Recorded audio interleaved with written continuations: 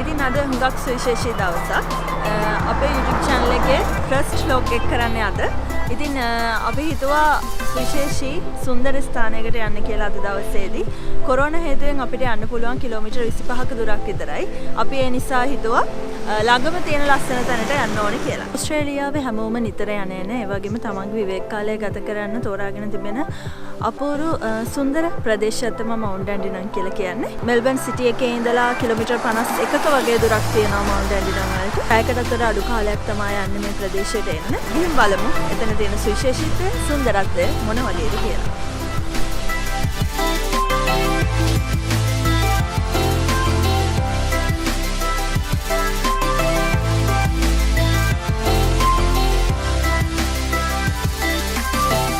අපි මුලින්ම ආවේ ඩැන්ඩිනන් රේන්ජස් බොටනික් ගාඩන්. එහෙමත් නැත්නම් ජාතික රෝඩෝඩෙන්ඩ්‍රොන් උද්‍යානය කියලා හඳුන්වන තැනට.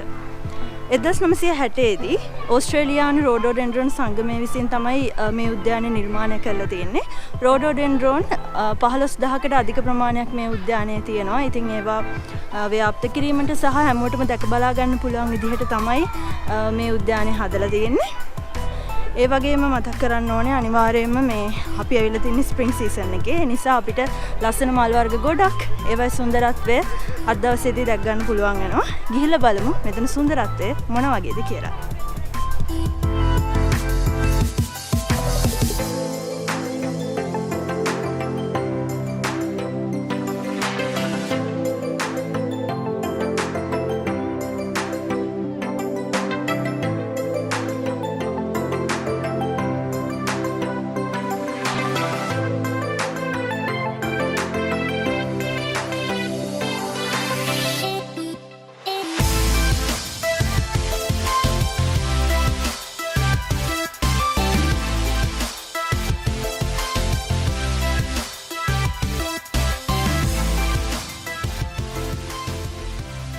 විලියම් රිකට් සෙන්චුරි මවුන්ට් ඩැන්ඩිනන් වලට ආවහම අනිවාර්යෙන් බලන්න ඕනේ අපූර්ව තැනක්. කොරෝනා හේතුවෙන් මේ දවස්වල වහලා තියෙන්නේ. ඒත් අපි මෙතනින් යනකොට හිතුවා මේ දේ ගැන සුවිශේෂී විස්තරයක් ඔයගලන්ට ඉදිරිපත් කරන්න ඕනේ කියලා. විලියම් රිකට්ස් කියන පුද්ගලයා මධ්‍යම ඕස්ට්‍රේලියාවේ ආදිවාසීන් සමග වැඩි කාලයක් ගත කරලා ඔවුන්ගේ දර්ශන ඒ වගේම ඔවුන් පරිසරයත් සමග තිබ්බ සම්බන්ධතාවය මේ හැම දෙයක්ම පිළිබිඹු කරන්න තමයි විලියම් රිකට්ස් කියන පුද්ගලයා එතුමන් මේ විලියම් රිකට්ස් සෙන්චුරි එක හදලා තියෙන්නේ. ඔහු විශ්වාස කරනවා ආදිවාසීන්ගේ ඕස්ට්‍රේලියානු ආදිවාසීන්ගේ දර්ශන ඔවුන් පරිසරයත් සමග තිබ්බ සම්බන්ධතාවය මේ හැම දෙයක්ම අපේ ජීවිතවලට හුඟක් වටිනවායි කියලා. ඉතින් අපූර්ව පණිවිඩයක් දෙන ඒ වගේම ඕස්ට්‍රේලියාවේ ඉතිහාසය ආදිවාසීන් ගැන ඊටම සුවිශේෂී දෙයක් පිළිබිඹු කරන තැනක් තමයි විලියම් රිකට් සෙන්චුරි. අනිවාර්යෙන් එන්න. ඊටමත් වටින තැනක්.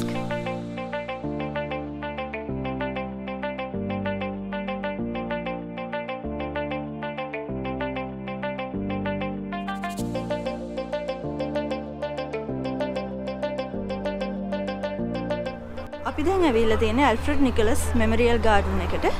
ඇල්ෆ්‍රඩ් නිකොලස් කියන නම වෙරලා තියෙන්නේ පුද්ගලයෙක් නිසා. මේ පුද්ගලයාත් එක්ක බැඳිච්ච අපූර්ව කතාවක් තියෙනවා.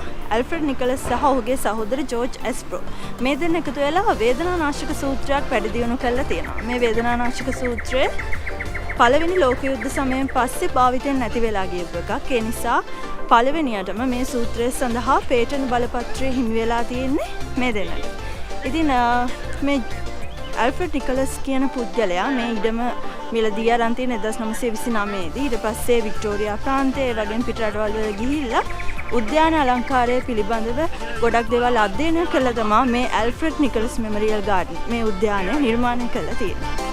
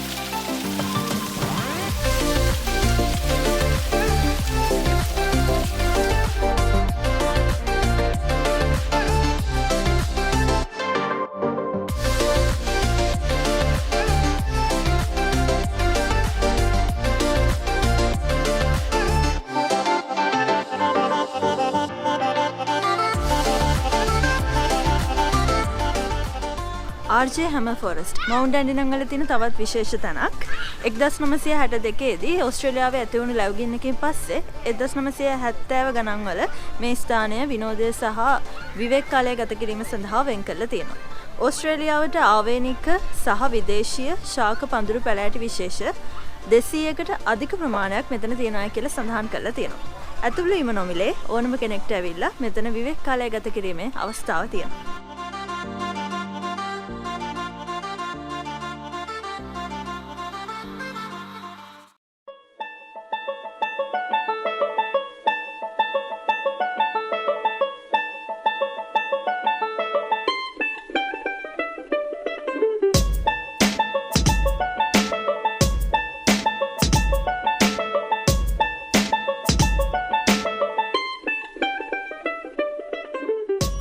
මවුන්ට් ඇන්ඩිනන් වලට ආවම හම්බෙන තවත් විශේෂ තැනක් තියෙනවා. ඔලින්ඩා විලේජ්, කැෆේස්, රෙස්ටොරන්ට්ස් ඒ වගේම තවත් විශේෂ තැන් ගොඩක් තියෙනවා මේකේ. පුරුබෝටි ලස්සන විලේජ් එකක්. මවුන්ට් ඇන්ඩිනන් වලට ආවම යන්න අමතක කරන්න එපා.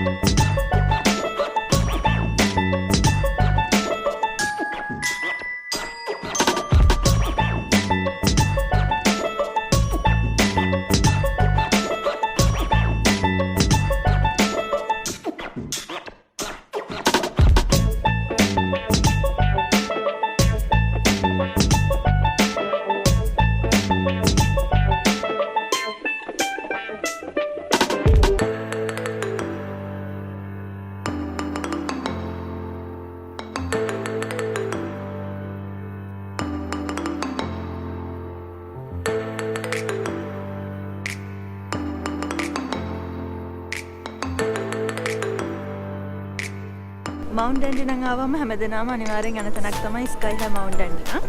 වික්ටෝරියා ප්‍රාන්තයේ උසම ස්වභාවික නැරඹුම් ස්ථානයේ විදිහට ස්කයි හයි මවුන්ට් ඇන්ඩිනන් හඳුන්වනවා. මුහුදු මට්ටමේ සිට මීටර් 633ක් උසින් තමයි මේ ස්ථානය පිහිටලා තියෙන්නේ. මෙල්බන් සිටි එක වගේ තවත් ස්ථාන ගොඩක් මෙතන ඉඳලා අපිට බලන්න පුළුවන්.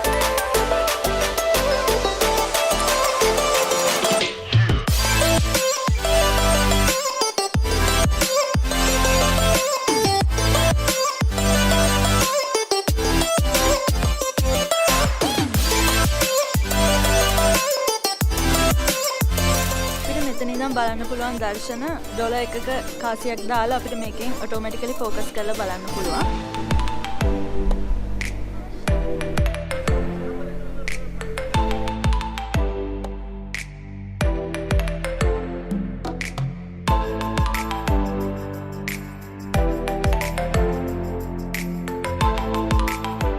අපේ ෆ්‍රස් ලොග් එකේ අන්තිමට අපි ඇවිල්ලා ස්කයි හයි මවුන්ට් ඇන්ඩිනන් වලින් අපේ ෆ්‍රස් ලොග් එක ඉවර කරන්න හිතුවා. අපේ YouTube channel එක තාම subscribe කරලා නැත්නම් subscribe කරන්න. ඒ වගේම අපේ Facebook page එකට like එකක් දාන්න. Instagram follow කරන්න. මේ Exploring with Shashi.